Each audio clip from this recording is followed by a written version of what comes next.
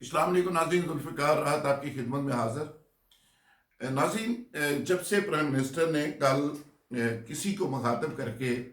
یہ بات کی ہے کہ مجھے حکومت میں رہنے دو اور میں اگر حکومت سے نکل گیا تو میں آپ کے لیے بہت زیادہ خطرناک ہوں گا،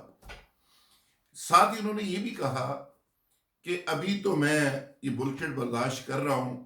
کہ میرے دائیں بائیں یا ادھر ادھر کیا ہو رہا ہے میں دیکھ رہا ہوں، آرام سے کرسی کے اوپر بیٹھا ہوا ہوں، اگر میں کرسی سے نیچے اتر گیا اور میں عوام میں چلا گیا تو پھر دیکھیں میں کیا حشر کرتا ہوں۔ اچھا، اس کے بعد آج شہزاد اکبر صاحب استعفیٰ دے گئے۔ شہزاد اکبر صاحب وزیر اعظم کے بڑے قریبی ساتھیوں میں سے ایک تھے، جو احتساب کے سارے نیریٹو کو لے کے چل رہے تھے، جو بڑے بڑے احتساب کے جو کیسز ہیں ان کو لے کے چل رہے تھے، نیب کو ڈیل کر رہے تھے، ایف آئی اے کو براہ راست دیکھ رہے تھے، سپروائز کر رہے تھے، اور خاص کر اپوزیشن کے جو جتنے بڑے بڑے کیسز ہیں ان سب کو وہ دیکھ رہے تھے۔ اور ساتھ ہی ساتھ آج ایک طرف ان کا استعفیٰ آیا، دوسری طرف کچھ سیاستدانوں کو ریلیف بھی عدالتوں کی طرف سے دے دیا گیا۔ پھر فواد چودھری صاحب نے اس پہ خاصی یعنی سمجھ لیں کہ اس معاملے میں کلاس بھی لی اور یہ بھی کہا کہ ایسے کرپٹ سیاستدانوں سے ریکوری بہت ضروری ہے۔ تو ناظرین، سوشل میڈیا کے اندر پوری ایک بحث چل رہی ہے کہ شہزاد اکبر صاحب نے وزیر اعظم کی ڈوبتی ہوئی کشتی سے چھلانگ لگا دی ہے، اور وزیر اعظم کس کو مخاطب کر رہی ہیں؟ دو چیزیں سوشل میڈیا کے اوپر چل رہی ہیں کہ وزیر اعظم نے مخاطب کس کو کیا ہے، اور وزیر اعظم کا جو بیان ہے کیا ان کی فرسٹریشن ہے، کیا وہ اتنے تنگ آ چکے ہیں کچھ لوگوں کی مداخلت سے کہ وہ یہ بیان دے رہے ہیں، یا پھر وہ اپوزیشن کو مخاطب کر رہے ہیں؟ تو اس پہ بہت ساری بڑے بڑے لیول کے اوپر کنٹروورسی کریٹ کی گئی ہے، پورا سوشل میڈیا سے بھرا ہوا ہے، ٹویٹر کا ٹاپ ٹرینڈ رہا۔ تو میں اسلام آباد میں میری کچھ لوگوں سے بات ہوئی، تو میں چاہ رہا ہوں کہ آپ کو اس ایشو کے اوپر اپڈیٹ کیا جائے کہ اصل فیکٹس ہیں کیا۔ میری اطلاع کے مطابق عمران خان صاحب نے چند دن پہلے ایک اجلاس کیا جس پہ وہ بہت زیادہ خفا ہوئے، اپنے رفقا کار وہ جو احتساب کے نیریٹو کو لے کے چل رہے تھے، اور اس پہ شدید ناراضگی کا انہوں نے اظہار کیا کہ 3 سال گزر گئے، یہ میرا نیریٹو تھا کہ میں ان سے پیسے برآمد کروں گا، 3 سال پتہ ہی نہیں چلا، پیسہ ایک دھیلا برآمد نہیں ہوا، گورنمنٹ ہماری رہ گئی ہے، تھوڑا عرصہ رہ گیا ہے، تو یہ ہوگا کیا؟ تو اس پہ شہزاد اکبر صاحب سے استعفے کی بات بھی ہوئی، تو الٹیمیٹلی وہ استعفیٰ دے کے چلے گئے۔ اچھا، یعنی اصل بات یہ ہے کہ پرائم منسٹر آف پاکستان کا نیریٹو جو کرپشن کے خلاف نیریٹو ہے اس کو ذرا تیز کرنا چاہ رہے ہیں، اس پہ وہ چاہ رہے ہیں کہ جو میرا بنیادی ایک فلسفہ تھا، جو میری سوچ تھی، جو میرا نیریٹو تھا، اس کو آگے بڑھایا جائے، اور جن لوگوں کے کیسز چل رہے ہیں یا جن کے کیسز ٹھپ کر دیے گئے ہیں ان کو دوبارہ سے سپیڈ اپ کیا جائے اور ان کو سمری ٹرائل کے ذریعے انجام تک پہنچایا جائے، اور جو کیس میچور ہوئے ان سے ریکوریاں کی جائیں، اور میں قوم کو کچھ بتا سکوں کہ بھائی یہ کام میں نے کیا تھا۔ ایک تو اس کے اوپر پرائم منسٹر صاحب کی انسٹرکشنز ہیں کہ کام کو تیز کر دیا جائے۔ اب یہ کام کتنا تیز ہوتا ہے نہیں ہوتا، اسی طرح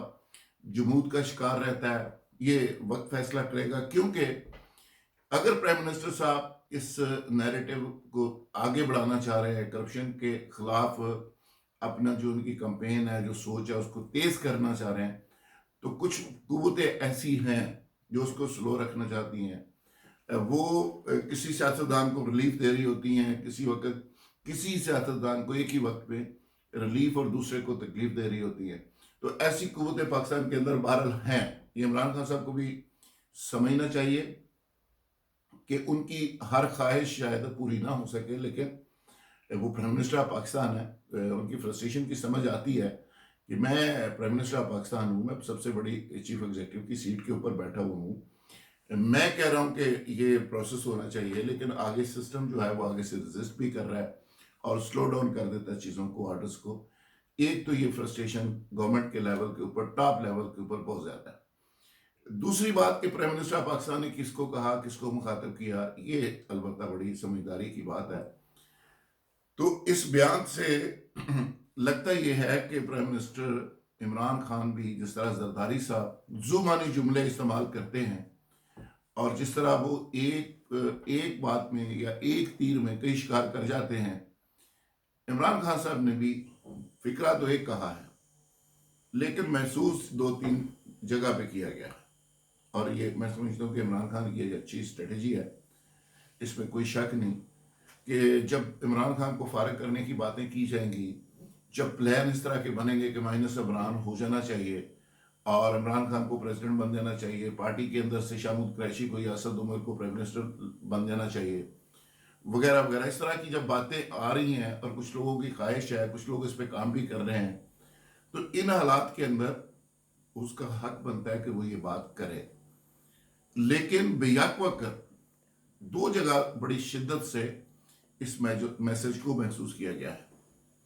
एक तो शायद पाकिस्तान के अंदर जो पिंडी साइड है उन्होंने समझा हो या उनको समझाने की कोशिश की जा रही है, या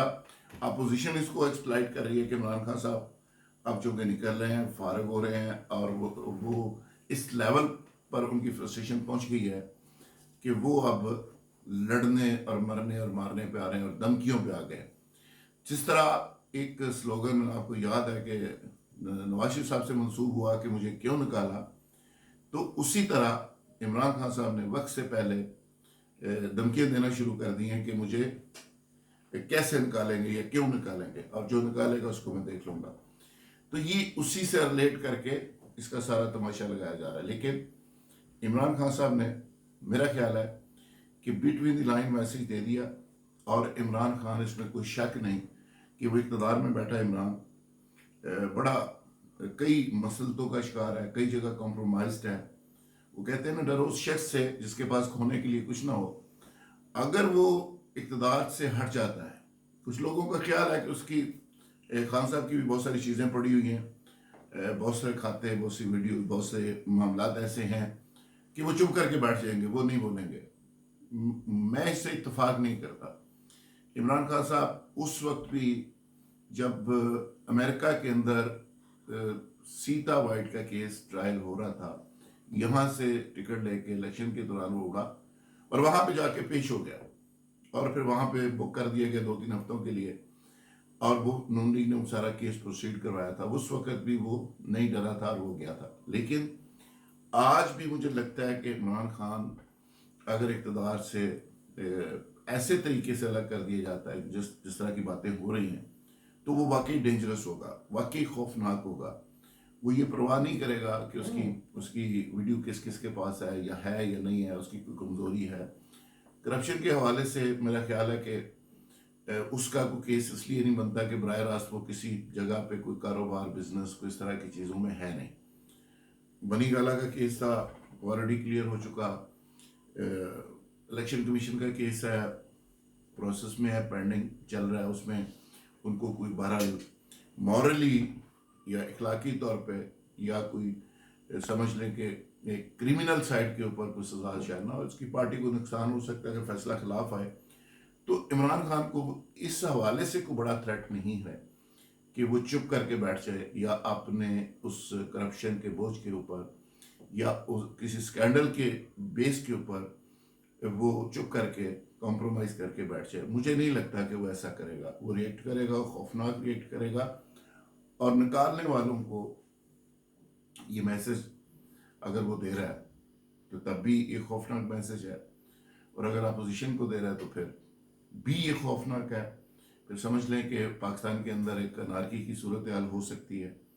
तो मैं समझता हूँ कि इमरान खान साहब ने ज़हनी तौर पे ये समझ लिया है कि अगर उसको किसी वक्त भी बोरिया बिस्तर गोल करके निकलना पड़ा तो उसके लिए भी मेंटली वो प्रिपेयर हो चुका है। और ऐसा शख्स यकीनन ख़तरनाक होता है कि जिसके पास खोने के लिए कुछ ना हो। बहुत शुक्रिया, थैंक यू वेरी मच।